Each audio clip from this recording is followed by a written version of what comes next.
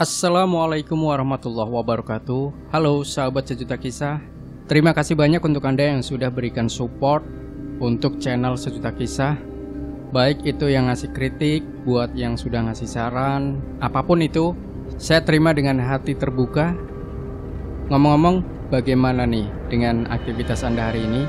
Berjalan lancar sesuai dengan apa yang sudah Anda rencanakan? Semoga saja ya. Oke, saat ini saya sudah menyiapkan sebuah cerita mistis untuk Anda. Kali ini berjudul Tumbal Lelakon Pesugihan dan Penglaris.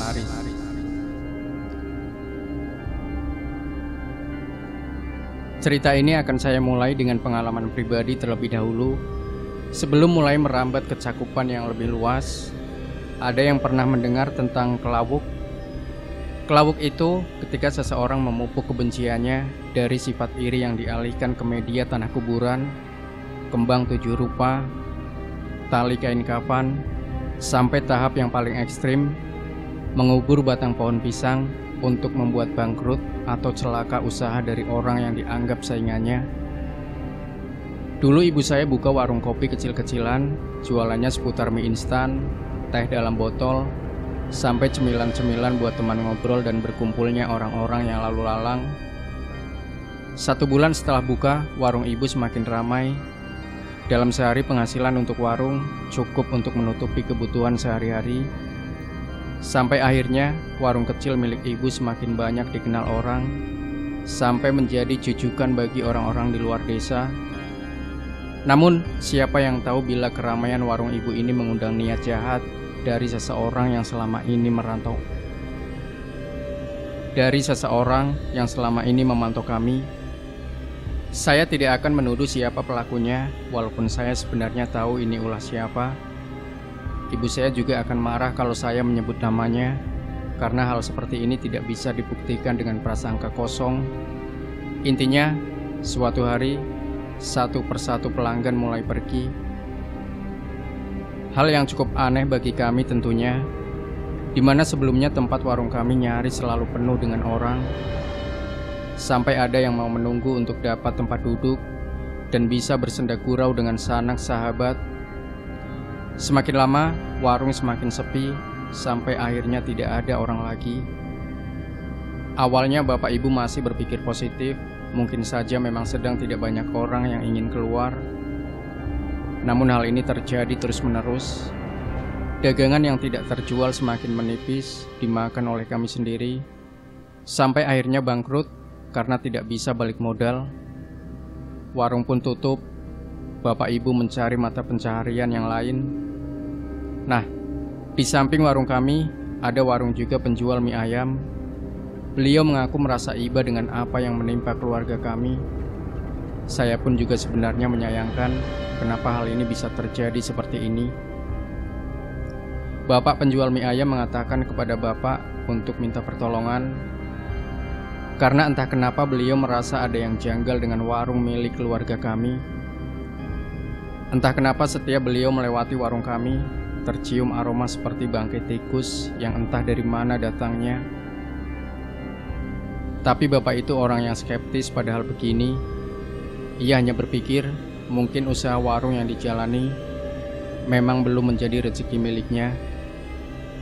Sehingga akhirnya kami pasrah, menyerah pada nasib.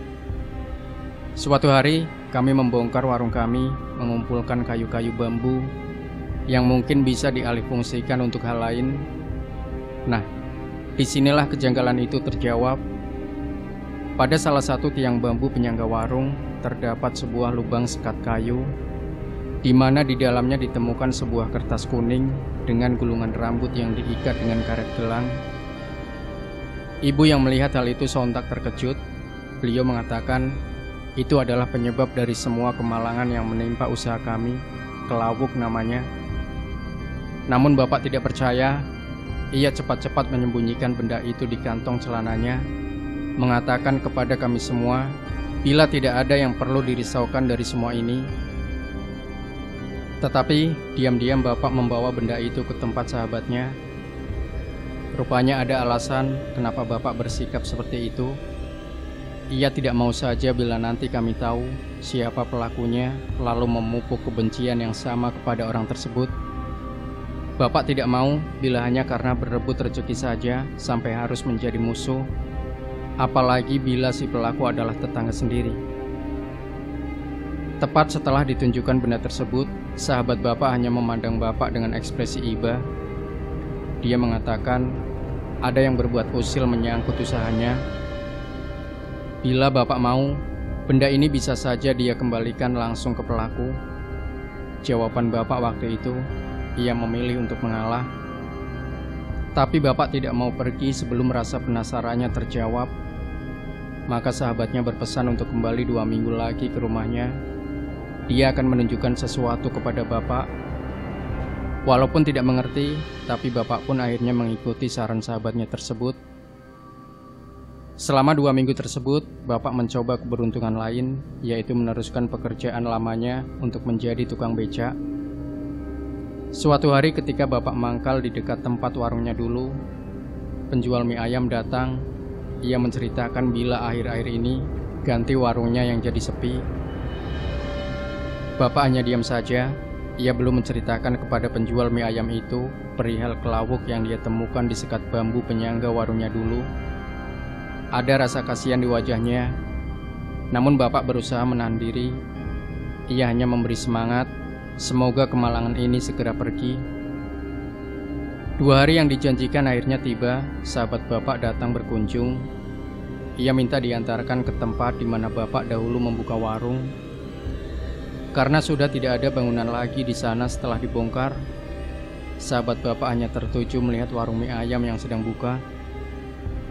Entah kenapa, beliau terus-menerus memandang ke warung mie ayam yang juga sepi pengunjung. Pandangannya kosong, sama sekali tidak dapat dialihkan, seakan-akan ada sesuatu di sana. Sontak Bapak pun penasaran.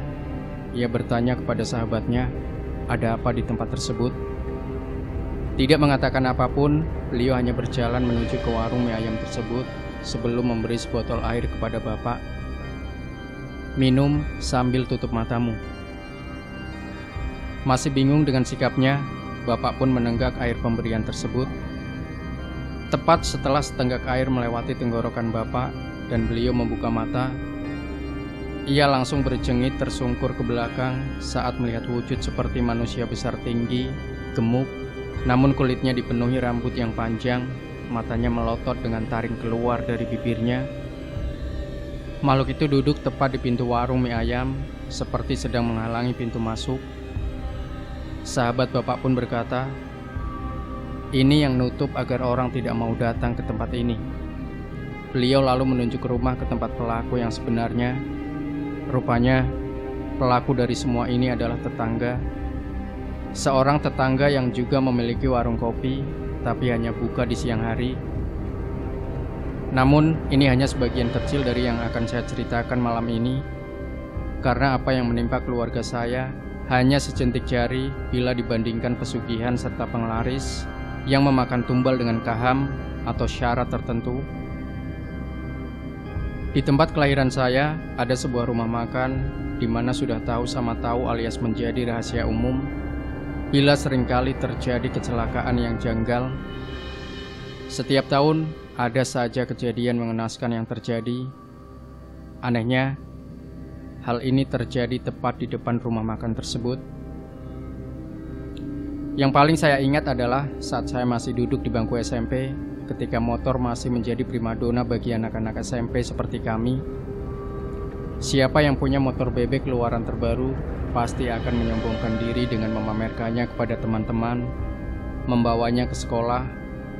Walau harus parkir di rumah sakit yang jaraknya cukup jauh dari sekolah saya. Waktu itu saya berniat pulang dengan sepeda butut. Saya mengayuh melewati rumah makan ini yang setiap hari dipenuhi oleh orang-orang, sampai ada yang mau mengantri hanya demi seporsi makanan tersebut. Saya berhenti sebentar untuk berteduh karena siang itu matahari lebih terik dari biasanya. Saat saya sedang membeli es tebu, tiba-tiba dari arah jalan raya yang cukup ramai terdengar suara motor menghantam bahu mobil sebelum dikilas oleh truk pasir yang kebetulan lewat.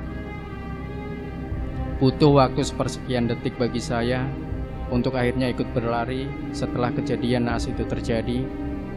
Ramai orang datang dari berbagai arah menghentikan kendaraan yang lewat sembari melihat kondisi dari si pemilik motor yang rupanya dikendarai oleh anak yang memakai seragam seperti saya.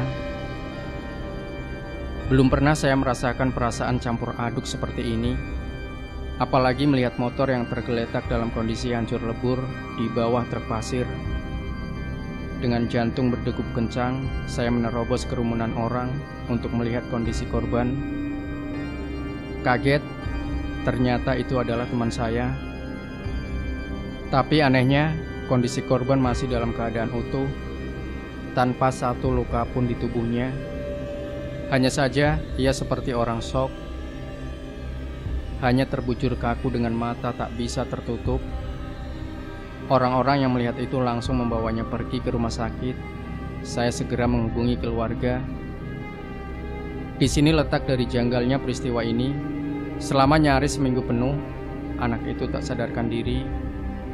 Dia hanya terus terbujur kaku dengan mata terbuka lebar.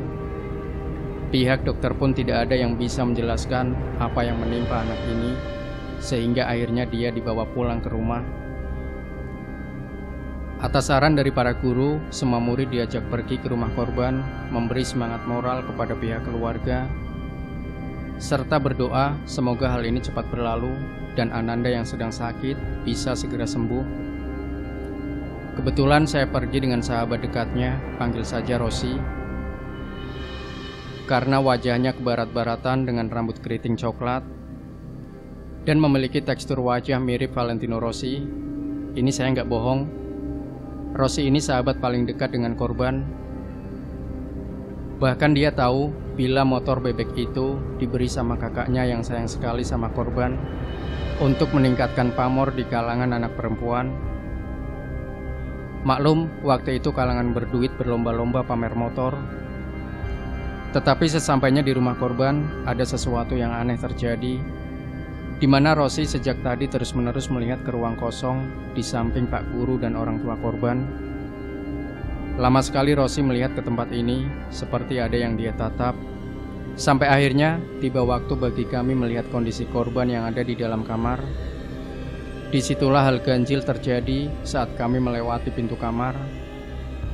Rossi yang berada di barisan paling depan tiba-tiba terbalik lalu muntah. Kami semua yang melihat hal itu lantas terlihat bingung.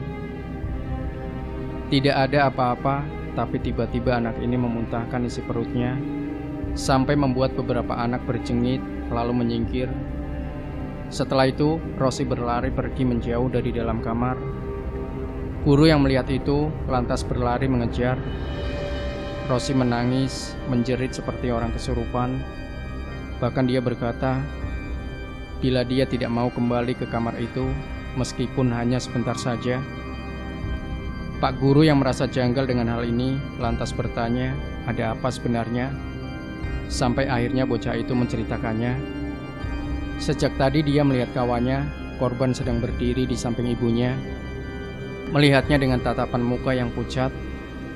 Entah kenapa beberapa kali korban melempar senyum, sampai Rossi menyadari bila itu bukanlah korban yang sebenarnya, melainkan Corin dari tubuh yang sebenarnya sudah mati. Lalu yang membuatnya berlari pergi adalah ketika ia masuk ke dalam kamar, Rossi menemukan sahabatnya dalam kondisi terbujur dengan sukma dicabik-cabik oleh ratusan makhluk yang mencengkeram, serta menikmati jeroan dari sahabatnya yang berteriak-teriak kesakitan. Rossi melihat itu semua. Hal ini menjawab pertanyaan kenapa korban belum juga mati. Rupanya ia sedang dalam kondisi disiksa dengan sukma, menjadi makanan dari makhluk-makhluk yang tidak diketahui asal-usulnya. Lantas, setelah mendengar ini, keluarga langsung mencari orang yang dapat menolong.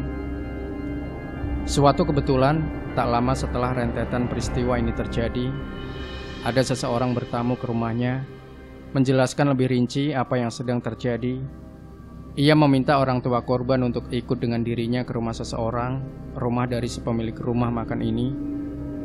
Pergilah mereka berkunjung, bertamu, menjelaskan maksud kedatangannya. orang tua korban sejak tadi menahan diri. Ia sudah ingin murka dan menangis di depan si pemilik rumah makan yang sama sekali tidak mereka kenal ini. Namun semua itu dihentikan oleh orang ini, sebut saja Firman. Mas Firman menjelaskan dengan baik, meminta kepada suami istri tersebut. Namun, dua orang itu terus berdalih, tidak tahu apa yang dibicarakan sejak tadi. Lelah dengan perdebatan ini, Mas Firman akhirnya mengatakan sesuatu yang membuat suami istri ini keringat dingin. Disitulah akhirnya Mas Firman diajak pergi. Mereka tampak serius membicarakan sesuatu dengan suami istri pemilik rumah makan ini. Yang tak lama kemudian Mas Firman kembali menjelaskan kepada orang tua korban bila memang ananda mereka sudah tidak tertolong lagi. Namun kondisi Ananda dalam keadaan yang sangat menyakitkan, di mana sukmanya jadi rebutan dari sesuatu yang berhubungan dengan suami istri tersebut. Bila orang tua korban di sini bisa berkata mengikhlaskan, semua akan selesai dengan Ananda akan bisa meregang nyawa dengan tenang. Awalnya si bapak tidak mau. Ia bahkan berdiri dari tempatnya, bersumpah akan membalas dendam dengan orang tersebut. Namun, Mas Firman terus menjelaskan apa akibat bila mereka saling menghantam satu sama lain. Lelah dengan perdebatan ini, ibunda korban akhirnya berkata bila ikhlas. Ia ikhlas melepas anak kedua dari 3 bersaudara yang beliau miliki. Sembari menahan diri, Mas Firman melihat suami istri itu pergi ke kamar, kembali dengan membawa tas punggung berisi uang bertumpuk-tumpuk, menyerahkannya kepada orang tua korban. Mas Firman hanya diam saja ketika tas itu diulurkan kepada si ibu yang akhirnya tak bisa menahan diri, melemparkannya tepat di depan muka mereka. Mereka pun angkat kaki dari sana. Sesampainya di rumah, seperti apa yang Mas Firman katakan, Ananda korban kecelakaan itu yang selama 34 hari tak sadarkan diri, akhirnya menghembuskan nafas terakhirnya. Tak ada yang dapat berkata apa-apa atas kejadian tragis ini. Mas Firman menjelaskan bila sial betul bagi anak ibu, karena sebelumnya memungut selembar uang yang ditemukan di depan sekolah, uang mahar sebagai tukar jiwa dari pesugihan rumah makan yang memang ditargetkan untuk anak-anak tanggung. Sewaktu pemakaman Ananda korban, satu sekolah datang menyampaikan duka cita kepergian dari sahabat yang mendahului dengan cara yang tragis. Disitulah saat gotong mayit di atas keranda, Rosi melihat Ananda sedang duduk di atas peti mayit yang diangkat di atas bahu orang-orang. Ananda hanya tersenyum melihat Rosi seperti menyampaikan perpisahan. Namun dari semua orang yang merasa kehilangan, tentu kakak korbanlah yang paling terpukul.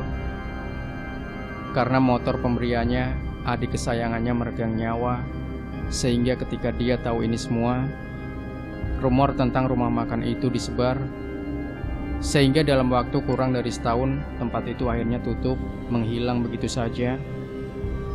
Kabarnya ketika ini menjadi buah bibir antar anak-anak sekolah, rumah makan tersebut sudah pindah cabang. Entahlah, itu kabar yang terakhir yang saya dengar. Sebenarnya ingin sekali saya menceritakan ini dengan detail yang berbeda, tapi karena terkendala sesuatu yang tidak dapat saya ceritakan gamblang, akhirnya saya persingkat. Jadi mohon maaf ya, hanya bisa menulis ini dengan ala kadarnya. Nah, sahabat sejuta kisah, mungkin Anda juga pernah punya pengalaman mistis dari teman, saudara Anda, atau siapapun itu. Silahkan bila ingin berbagi, tulis di kolom komentar, like, share video ini, subscribe channel Sejuta Kisah, dan kembali nantikan cerita-cerita mistis terbaru dari kami setiap harinya. Sampai jumpa. Wassalamualaikum warahmatullahi wabarakatuh.